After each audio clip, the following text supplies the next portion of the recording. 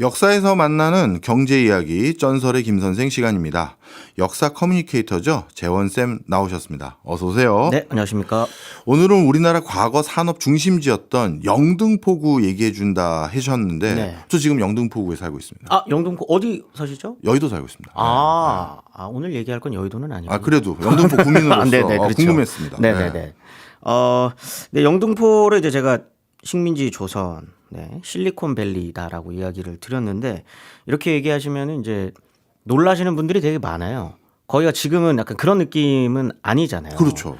그리고 제가 이 주제를 선택하게 된 건 그냥 사실 굉장히 가볍게 지난주에 살짝 물레동 물레동 놀러 갔다 와가지고 얘기를 했는데 지금 완전히 분위기가 이제 달라져 있는 달라졌죠. 공간이잖아요. 네. 그런데 당시에는 어마어마한 공장지대였고요. 대단히 발전해 있는 공간이었습니다.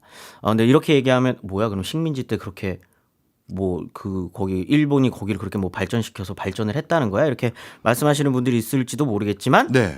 철저히 일본이 이제 그 대륙으로 진출하기 위해서 어떻게 보면 이제 군수공업의 공장지대를 만드는 용도로 사용됐었던 곳. 네. 그래서 좀 아픔도 있고. 네. 하지만 또 그 이면에는 당시 또 번화했었던 기억도 갖고 있는 곳이 이제 영등포다라고 이제 기억하시면 좋을 것 같은데. 그때 일본이 영등포를 찝었던 이유가 뭘까요? 가장 중요한 건요. 입지가 엄청나게 좋습니다. 입지가. 뒤에도 자세하게 설명드리겠지만 네. 일단 이때는 영등포는 네. 경성이 아닙니다. 그렇죠. 서울이 경기도. 아닙니다. 네. 경기도고 여기는 원래 사람이 이렇게 많이 사는 곳이 아니에요. 예. 영등포라는 이름서부터가 그냥 굉장히 이거는 그냥 설입니다. 설. 네. 영등굿을 하던 곳이어서 영등굿. 네. 한자는 달라요. 예. 그렇긴 한데 아무튼 영등굿을 하던 곳이었다 그래가지고 그냥 영등포인 거지. 네. 사실 포구로서도 큰 포구가 아닙니다. 예. 오히려 포구가 큰 곳은 그 강 건너죠. 마포가 이제 훨씬 더 큰 곳이었었고 양화진 있는 쪽. 예.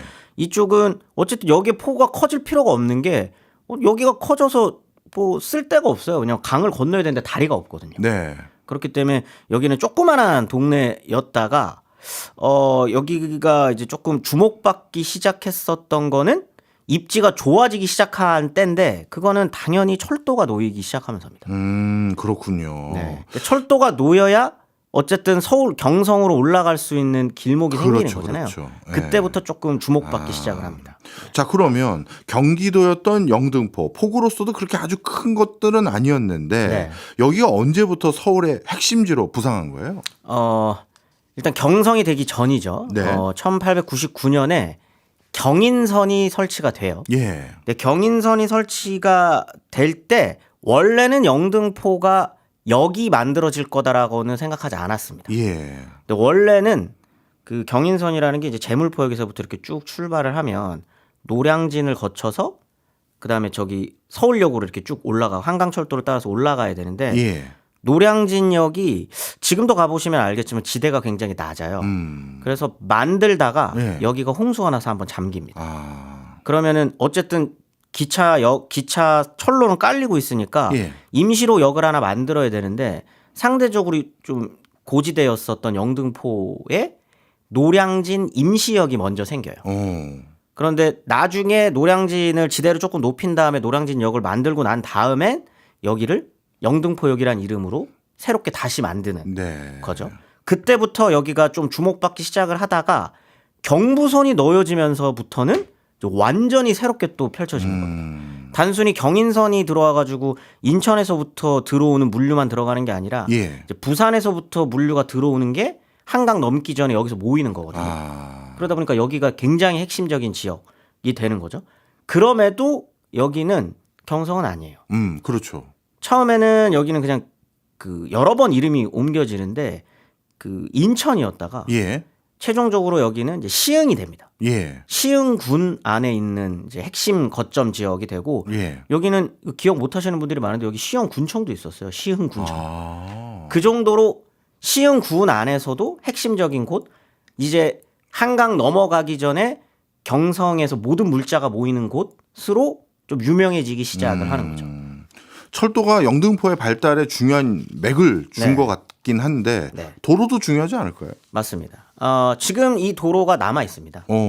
지금 경인도로 있잖아요. 예. 경인도로가 이미 이때쯤이 되면은 이렇게 쭉 놔지는데 그것도 이제 중요한 이유는 경인선도 중요하지만 일단 그 경성과 인천은 이미 식민지 초기부터 핵심적인 공단이 연결되는 벨트입니다. 예. 그렇기 때문에 일단 기차도 중요하지만 도로도 중요하거든요. 그러면 인천 넘어서 부천 넘어서 영등포 넘어서 서울로 올라가는 그 길이 만들어지고요. 위쪽으로 올라가면은 지금 그 당산 쪽으로 올라가는 길이라고 보시면 되는데 그 길이 이렇게 쭉 놓여지게 돼요. 근데 그거는 왜 그러냐면 그 위쪽까지도 다 뭔가가 생긴다는 뜻이겠죠. 거기가 이제 공장지대로 조금씩 변하기 시작합니다. 예. 지금까지 쭉 설명 듣고 보니까요. 경기도에 있었던 영등포 지역은 뭐 철도와 도로가 구축되기 시작하면서 어떻게 보면 주목받기 시작했고 그 뒤부터 영등포가 핵심적인 공업지대로 발달하기 시작했다. 이렇게 저희가 유추해봐도 될까요? 그렇습니다. 유추가 아니라 이 기록이 다 남아있죠.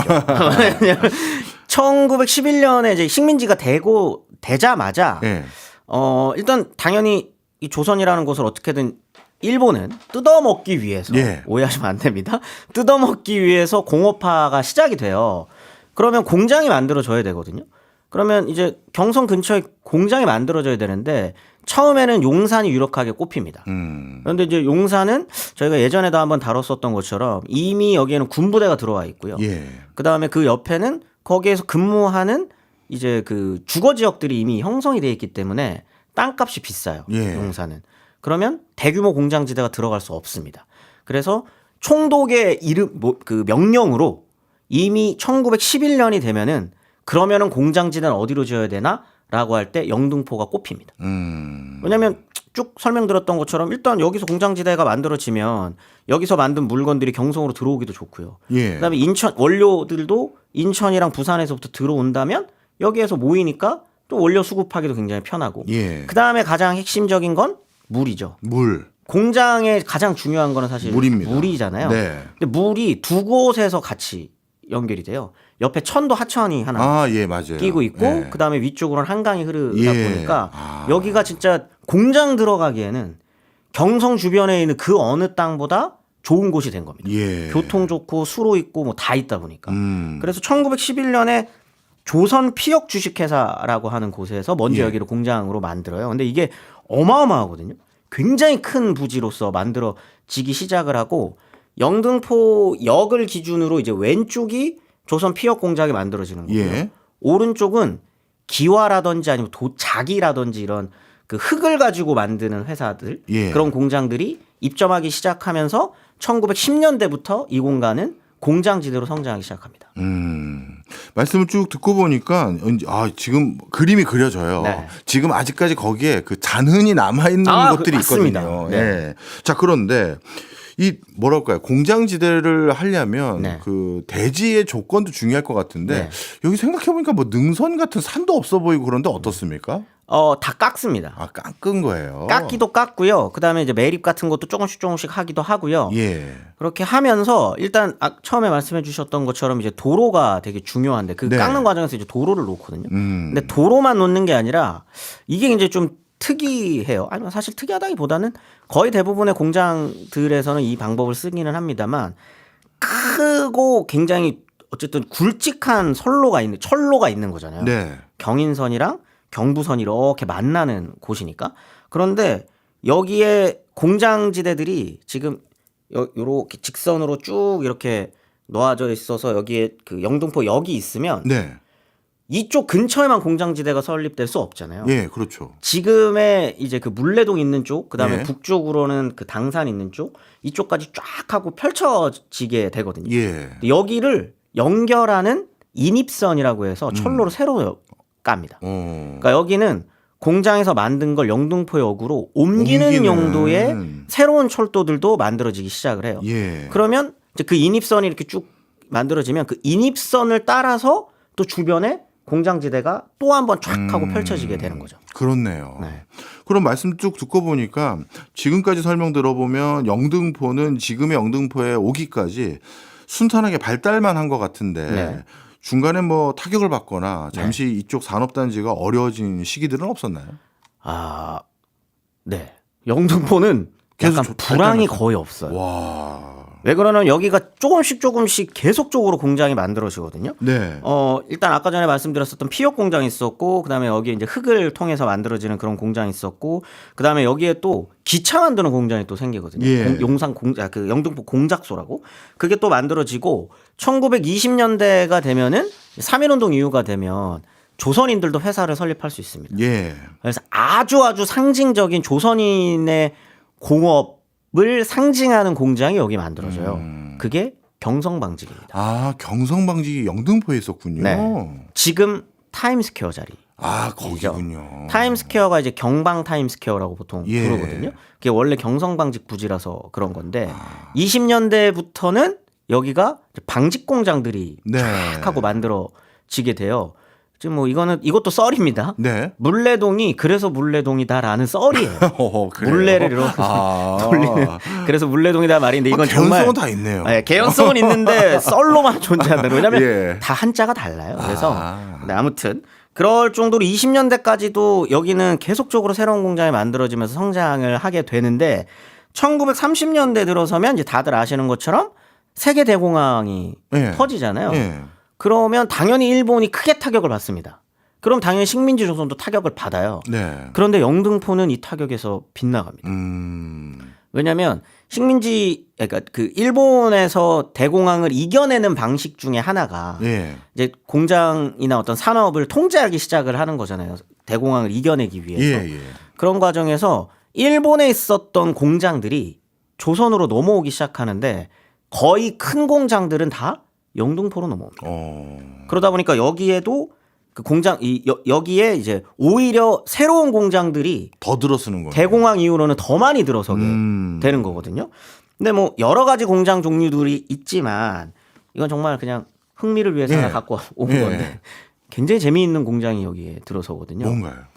영등포역 아까 제가 딱 기준을 놓고 오른쪽에 원래 흙 같은 것들을 만드는 요 공장들이 있었다고 말씀드렸잖아요. 요파는, 예. 여기가 새로운 공업으로 바뀌어요. 그게 맥주입니다. 맥주요? 아니 하필 왜 맥주 공장이 여기 들어섰을까요? 아까 말씀드렸었던 건 이제 산업통제령이 만들어지면서 새로운 돌파구가 필요했었어요. 예. 공장들을 새롭게 만들어야 됐었는데 이때쯤이 되면 조선의 맥주 소비량이 늘고요. 그다음에 만주 지역에서도 맥주 소비량이 증가하기 시작합니다. 그러면 조선에 있으면 맥주 공장이 있으면 조선 내에서 팔기도 좋고 만주로 수출하기도 좋고 사실 수출이라고 표현하기 좀 애매합니다.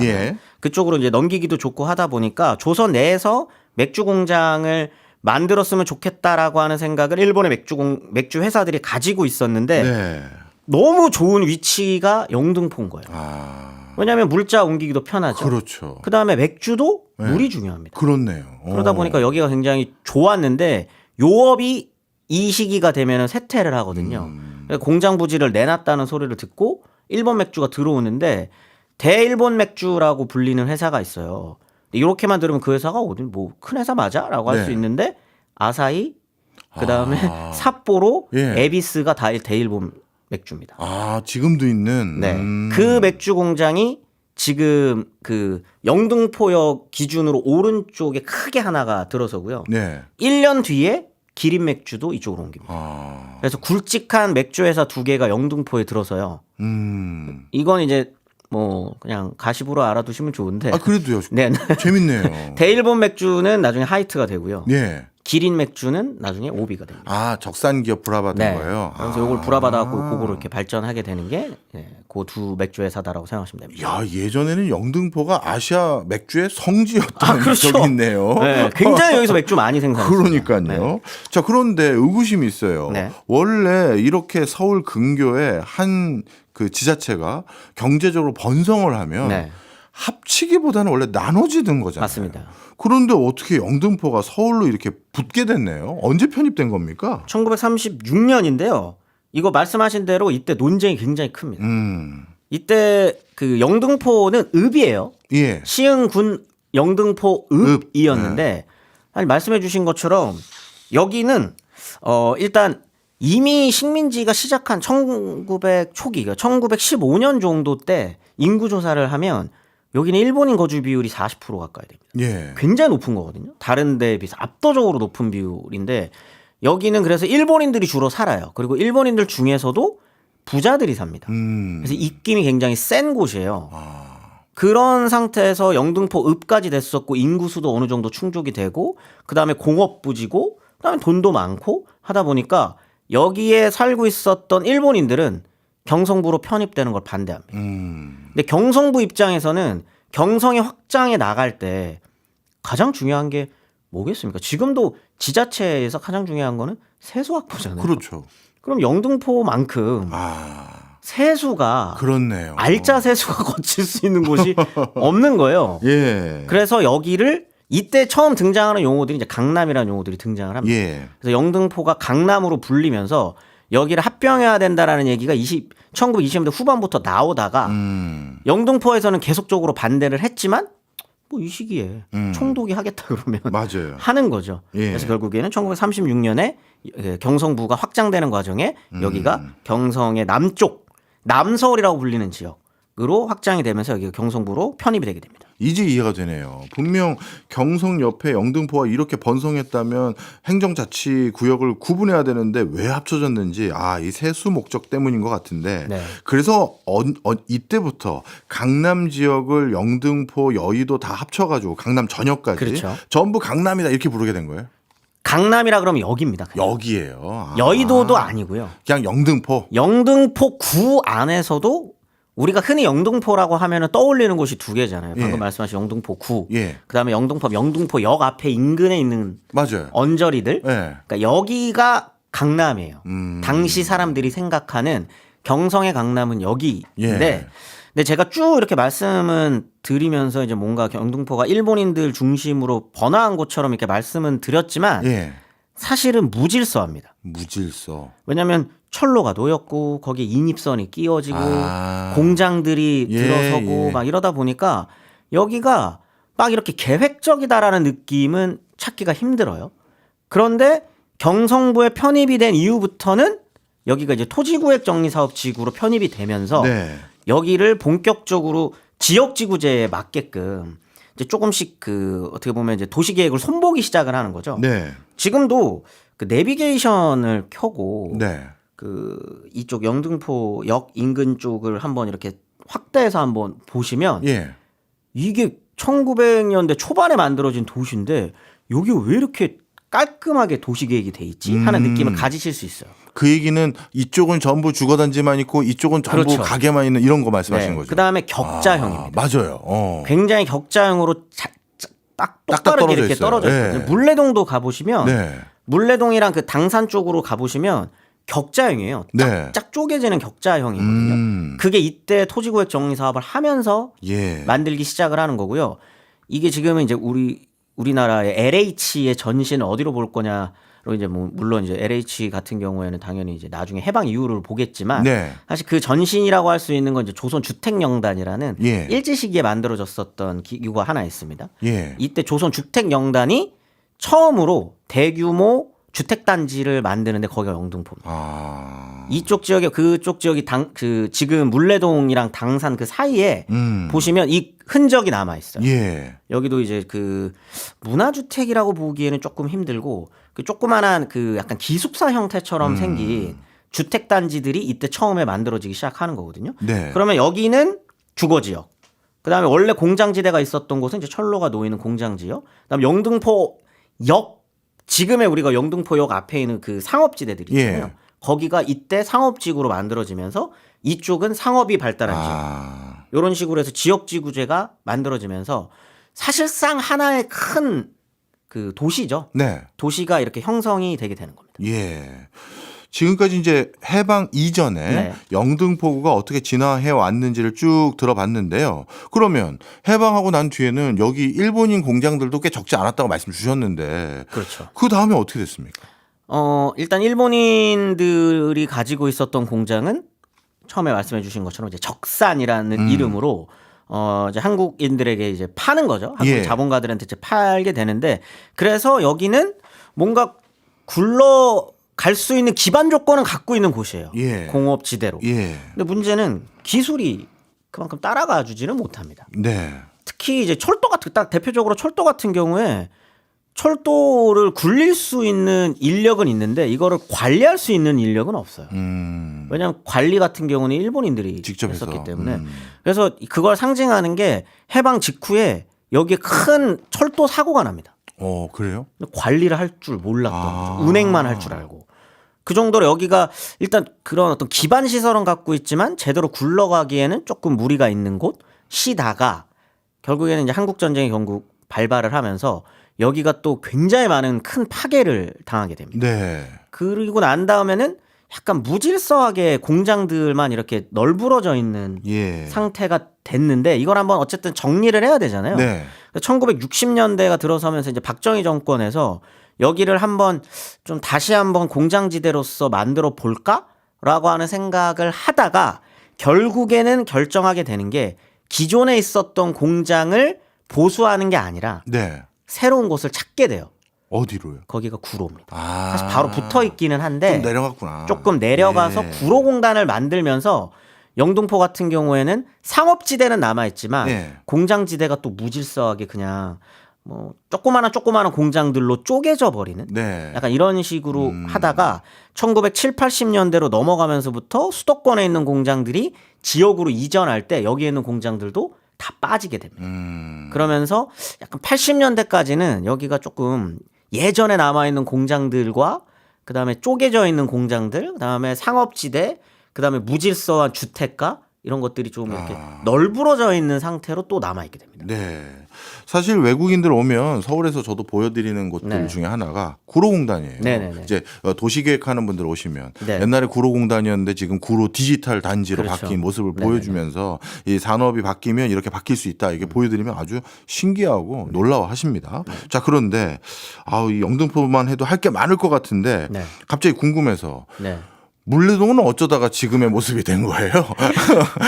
물레동은 이제 조그마한 철강공업들은 예. 계속적으로 남아 있었어요. 왜냐하면 이제 그 유일하게 남아 있을 수 있는 공장이 철강밖에 없었습니다. 예. 왜냐하면 나머지들은 거의 다 구로 쪽으로 넘어가 버렸거든요. 그래서 이제 물레동은 철강공업이 남아 있는 곳이 되었는데 연마, 네. 그다음에 이런 조그마한 철강 공장들 지금도 남아 있잖아요. 예. 남아 있었는데 이게 이제 그런 공장들이 거의 다 해외로 이전을 하거나 지역으로 막 빠지면서 여기 그냥 조금 남아있는 공장들은 남아있지만 나머지들은 폐업을 하고 그래서 여기도 약간 그냥 뭐 빈 공장들이 듬성듬성 남아있는 공간으로 2000년대 중반까지 그냥 그런 곳으로 네. 이렇게 남아있다가 2000년대 중반 이후 그러니까 좀 뭐 결정적으로는 보통 연구들에서는 2008년으로 보더라고요. 네. 2008년 이후가 되면은 이 합정이랑 홍대 쪽에 있었던 예술하시던 분들이 예. 그쪽에 땅값이 젠트리피케이션으로 땅값이 비싸지다 보니까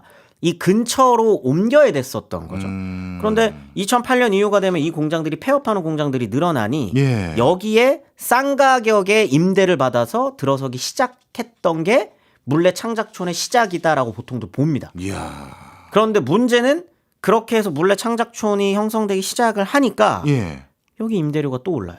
그렇죠. 그렇죠. 그래서 결국은 여기도 지금 젠틀리피케이션 때문에 원래 여기를 주 산업의 터전으로 삼으셨던 꾸역꾸역 어떻게든 여기를 산업을 예. 하려고 하시던 분들이 지금 또 임대료 때문에 골치 아파 하시거든요. 예. 그래서 그게 또 다시 한번 반복되는 젠트리피케이션 문제로 지금 최근에는 물레동이 또 좀 화제가 되고 있다라고 네. 하는 겁니다. 물레동 말씀 딱 해주시니까 네. 그동안의 전개 상황까지 그리고 최근의 모습까지 쫙 그려지는 것 같습니다. 네. 덕분에 우리 동네 어떻게 예, 된 건지 확실히 알았네요. 지금까지 재원쌤이었습니다. 오늘도 많이 배웠습니다. 고맙습니다. 네, 감사합니다.